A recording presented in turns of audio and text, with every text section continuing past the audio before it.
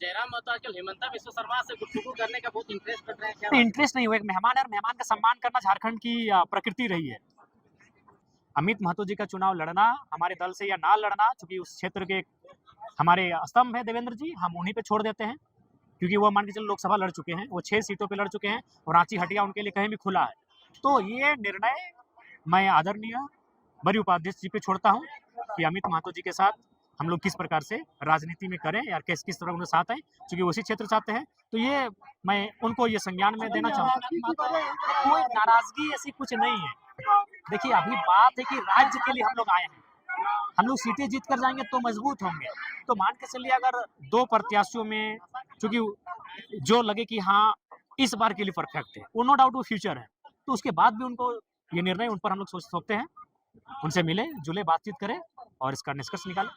क्या आपका निर्णय रहेगा कि सुदेश महतो जो महतो वोट बैंक को झारखंड में संभालने का काम कर रहे हैं, उस वोट बैंक को ध्वस्त करने का काम आपकी पार्टी? देखिए, हम लोग किसी जाति की राजनीति करने नहीं आए हैं, हम लोग झारखंड के जनमानस के दर्द पर मरहम लगाने की राजनीति करने आए हैं, और दर्द किसी एक जाति को नहीं मिला है। परीक्षा में बैठने वाले छात्र एक जाति के नहीं होते हैं, विस्थापन होने वाले लोग एक जाति के नहीं होते हैं, नौकरियों में धक्का खाने वाले लोग एक जातियों के नहीं होते हैं, पारा शिक्षक एक जाति के नहीं हैं, आंगनबाड़ी की सेविकाएं एक जाति के नहीं हैं, स्वास्थ्य कर्मी एक जाति के नहीं हैं, सहायक पुलिस कर्मी एक जाति के नहीं हैं। तो हम लोग झारखंड के दर्द पे महरम लगाने की राजनीति करने आए हैं, तो झारखंडियत की राजनीति करने आए हैं। लेकिन जब हम लोग राजनीति करेंगे तो सभी जाति सभी तबकों को जरूर लाभ मिलेगा। लेकिन झारखंड की राजनीति में तो यही चर्चा है ना कि जयराम महतो कहीं न कहीं सुदेश महतो की राजनीतिक कैरियर को खत्म करने के लिए आए हैं। नहीं, हम किसी को कैरियर को क्यों खत्म करेंगे भाई? आप अगर अच्छे से काम किए हैं तो जनता आपको चुनेगी, हम कैसे किसी को खत्म कर सकते हैं? हमारे कहने से, हमारे बोलने से अगर कोई खत्म होता और किसी इंसान के बोलने या करने से कोई खत्म होता तो लोग दुनिया को खत्म करा चुके होते। ये उस व्यक्ति के कार्य पर डिपेंड करता है कि आप 25 वर्षों से, 30 वर्षों से, 40 वर्षों से जिन्होंने राजनीति किया है, आपने जनता के साथ कैसा व्यवहार बनाया है, जनता के मुद्दों के साथ कैसा काम किया है, ये उन पे डिपेंड करता है। कैंची छाप सिंबल मिलने के बाद जयराम महतो पार्टी में कितना मजबूत महसूस कर रहे हैं, जनता के बीच में कितना मजबूत महसूस कर रहे हैं? क्योंकि लोकसभा में हम लोग बटे हुए थे, हमारा रजिस्ट्रेशन नहीं हुआ था, हमारे प्रत्याशियों का सिंबल एक नहीं था। अब कैंची छाप यानी राजमहल, शायद राजमहल के 1 से लेके गढ़वा के भवनाथपुर के 81 तक एक कैंची छाप, साहेबगंज के राजमहल से 1 नंबर विधानसभा से लेकर गढ़वा के 81 नंबर वाले विधानसभा भवनाथपुर तक कैंची छाप, कैंची छाप, कैंची छाप। क्या जयराम महतो यह निश्चित कर लिए हैं कि वह चुनाव में अकेले ही लड़ने के लिए तैयार हैं? देखिए, जो राजनीतिक दलें हैं अभी स्थापित हैं, उनको राज्यवासियों ने मौका दिया, और अगर हम लोग शुरू से उनके गोद में जाकर बैठ जाएं तो राज्य की जनता तो कहेगी फिर आप क्यों आए हैं, क्यों थे राजनीति में? उनके जैसा ही चुनाव लड़ना था, उनके साथ ही होके लड़ना था। तो कुछ नया करने आए हैं, नया करने दीजिए, नया करने जा रहे हैं। और जो फॉर्म बांटा गया था 5100, जो भी मीडिया में रिपोर्ट आई थी, क्या फॉर्म लेना जरूरी है क्या विधानसभा का टिकट लेने के लिए? देखिए, हम लोग फॉर्म लेना जरूरी है, पैसे देना जरूरी नहीं है। फॉर्म लेना आवश्यक है, फॉर्म भरना आवश्यक है, अपना विवरण देना आवश्यक है, अपनी जानकारी देना आवश्यक है। जैसे परीक्षार्थी फॉर्म भरते हैं किसी नौकरी को पाने के लिए, विधायक जो बनेंगे उन्हें फॉर्म भरना हो। हम लोग नए पैटर्न के साथ आए हैं। आप ही ना कहते हैं पढ़े लिखे लोग कि क्लर्क बनने के लिए परीक्षा देना पड़ता है, आवेदन करना पड़ता है, और अनपढ़ लोग विधायक बन जाते हैं और राज्य को चलाने लगते हैं। तो हम लोग एक नया प्रयास करने आए हैं, इसीलिए हम लोग आवेदन भी लेके आए हैं, एक मापदंड भी लेके आए हैं, परीक्षा और इंटरव्यू भी लेकर आए हैं। तो करने दीजिए ना, अभी सवाल जवाब क्यों कर रहे हैं? एक नया आप लोग चाहते हैं वैसा करने आए और फिर हम इन लोग को टोक रहे हैं, तो करने दीजिए थोड़ा। अच्छा, कैंडिडेट का सूची आप जारी नहीं कर रहे विधानसभा में, किसको कहां से मिलेगा? सूची जारी इसलिए अभी नहीं होगी चूंकि हम लोग एक समन्वय स्थापित करेंगे। राजनीति में हम लोग एक नया दौर लाने जा रहे हैं। अगर एक विधानसभा में 5 लोगों ने फॉर्म भरा है, अजय, विजय, सुनील, मंडल, सुनील, दिस दैट, कोई भी 5 लोग, तो उनको हमारी कोऑर्डिनेशन कमेटी बैठेगी, उस समय केंद्र अध्यक्ष स्वयं उपस्थित रहेंगे और उनके बीच एक समझौता नामा किया जाएगा या फिर समझाया जाएगा कि चलिए सब मिलके इनको समर्थन करें, एक प्रयास।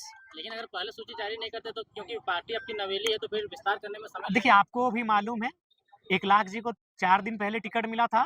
झारखंड ने धनबाद की राजनीतिक इतिहास में दूसरी बार धक्कड़ रिजल्ट लेके आया है। यानी 2 सालों से जयराम महतो ने, उनके राजनीतिक दल ने जो संघर्ष किया है सभा कर करके हमें लगता है ज्यादा दिक्कत नहीं होगा। और ये कांके विधानसभा है।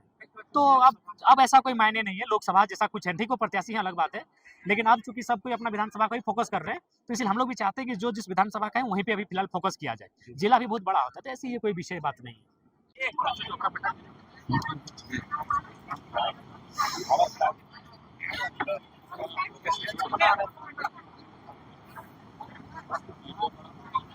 जयराम जी कांके विधानसभा क्षेत्र में आज प्रोग्राम कर रहे थे, यहाँ पर भी विस्थापन का दर्द बढ़ा है, क्या कहना चाहेंगे? बिल्कुल, हमें लगता है यहाँ तो विस्थापन का दर्द बिल्कुल अनगिनत है। यहाँ के रग-रग में विस्थापन है, यहाँ के पग-पग में विस्थापित लोग हैं, और मुझे लगता है कि झारखंड राज्य अलग करने की लड़ाई ये लोग आज भी लड़ रहे हैं। बेशक झारखंड राज्य अलग हो चुका है, धरती आबा बिरसा मुंडा की जन्म तिथि 15 नवंबर सन 2000 को झारखंड राज्य अलग हो चुका है, लेकिन अगर कांके क्षेत्र की मैं बात करूं तो यहाँ के लोग झारखंड अलग राज्य की लड़ाई आज भी लड़ रहे हैं। क्योंकि झारखंड अलग राज्य की लड़ाई थी जमीन बचाने की लड़ाई, अपने जमीनों के संरक्षण की लड़ाई। बिल्कुल यहाँ रिन पास रिम पास है, यहाँ ITBP है, यहाँ पागल खाना है, यहाँ कैंसर अस्पताल है, यहाँ आपका BIT मेसरा इसी विधानसभा में आता है, इसी विधानसभा में आपका और माने CMPDI का आता है, इसी विधानसभा में आपका CCL आता है। हमको लगता है 12 या 13 उद्योग ऐसे हैं इस विधानसभा के अंतर्गत आते हैं, और वहाँ लोग विस्थापन की लड़ाई आज भी लड़ रहे हैं और बहुत ही मतलब कष्टकारी स्थिति में लड़ रहे हैं। इसीलिए मैंने कहा कि इस क्षेत्र के लोग झारखंड अलग तो हो चुका है, लेकिन अलग राज्य की लड़ाई के तर्ज पर आज भी लड़ रहे हैं। ये दुर्भाग्य है, अलग झारखंड राज्य में इनके साथ ये व्यवहार, ये दुर्व्यवहार, ये दुर्भाग्य है। तो इसके लिए हम लोग चाहेंगे कि सरकार इस विषय को, जिला प्रशासन इस विषय को संज्ञान में ले और विस्थापन की जो मांगे हैं उस समस्या का निदान किया जाए। यहाँ के वर्तमान विधायक भी कहीं ना कहीं लोग सवाल उठाते हैं कि बाहरी और स्थानीयता प्रूव करता है कोर्ट में। देखिए, सबसे पहली बात है कि वो राजस्थान से हैं, ये लगभग तय है, और चूंकि आप जनरल सीट में पूरे भारतवर्ष से आकर कहीं भी चुनाव लड़ सकते हैं, लेकिन जो आरक्षित सीटें होती हैं वहाँ उसी राज्य का निवासी होना चाहिए। जैसे कल्पना मैडम, वो भी चाहती तो किसी संथाल के लिए रिजर्व, मतलब संथाल के लिए नहीं, ST के लिए रिजर्व सीट पे जाके चुनाव लड़ती, लेकिन वो जाके गांडे की जनरल सीट से चुनाव लड़ी क्योंकि उड़ीसा राज्य की बेटी है। बहू झारखंड की है लेकिन बेटी उड़ीसा राज्य की है। तो ठीक उसी प्रकार जो समरी लाल जी हैं, ये राजस्थान से संबंध रखते हैं, लेकिन ये हमारे राज्य का दुर्भाग्य है कि लोग जानबूझकर मतलब गलत चीजों को इस राज्य में लगातार मतलब प्रचलित कर रहे हैं। समरी लाल जी का यहाँ से विधायक होना भी संवैधानिक है, क्योंकि वो हमारे राज्य के नहीं है, अतः आरक्षित सीट से चुनाव नहीं लड़ सकते हैं। और सबसे दुर्भाग्य की बात, वो दुनिया की सबसे बड़ी पार्टी से चुनाव लड़कर विधायक बने, ये बड़ा विचित्र है। आज के अखबार में सुर्खियों में दिया गया कि चंपाई सोरेन आपकी पार्टी में शामिल हो सकती, तो क्या कुछ है इसमें? देखिए, सबसे पहली बात, उस राज्य के कदावर नेता हैं, इस राज्य के एक इतिहास में उनका दौर रहा है, लेकिन उनकी ओर से कोई पहल नहीं हुई है। अगर ऐसी पहल होगी तो हम लोग बैठकर उस पर जरूर चर्चा करेंगे, लेकिन अभी ऐसी कोई बात नहीं हुई। जयराम जी, जिस तरह से हमेशा देखा जाता है कि देवेंद्र जी कहीं पर भी अगर सभा होती है तो आते हैं, लेकिन आज यहाँ पर नहीं आए, क्या कारण? देखिए, ये तो उनका निजी कारण हो सकता है, क्योंकि मैंने आकर पूछा कि भाई नहीं आए हैं, तो उन्होंने कहा नहीं, हम लोग टेलीफोन किए, लेकिन मैंने भी फोन किया उनको, उनका 9431 और 9470 दोनों नंबर स्विच ऑफ है, और ऐसा मालूम हुआ कि उन्होंने एक नया सिम लिया जो उनके 4-5 लोगों तक ही सीमित है। तो मैंने ताकि दोनों जिला अध्यक्ष से पूछा, युवा मोर्चा के भी अध्यक्ष से पूछा और मैन मोर्चा के भी अध्यक्ष से पूछा कि हमारे बड़ी उपाध्यक्ष नहीं है, तो उन्होंने कहा कि नहीं, उनसे हम लोग टेलीफोनिक बात ही नहीं हो पाई है, और विशेष कुछ नहीं है। सारा ऑफ है, 9431 भी नहीं, मैंने खुद फोन किया, अगर अभी ऑन है तो हो सकता है, लेकिन मैंने खुद फोन किया कि अगर बाय द वे इनसे छूटा है तो हम खुद उनको कहेंगे क्या भाई है, लेकिन बातचीत नहीं हुई। ऐसा कोई बात नहीं है, क्योंकि देखिए अब वो विधानसभा का समय है। हाँ, जी बिल्कुल, पारा शिक्षक में 95% ज्यादा लोग झारखंडी हैं, और अगर झारखंड के पारा टीचर मजबूत होंगे, यानी झारखंड का एक परिवार मजबूत होगा, उसकी आर्थिक स्थिति मजबूत होगी, और जो लोग सिस्टम को खोखला करने के लिए आए हैं वो नहीं चाहेंगे कि झारखंड का कोई परिवार मजबूत हो।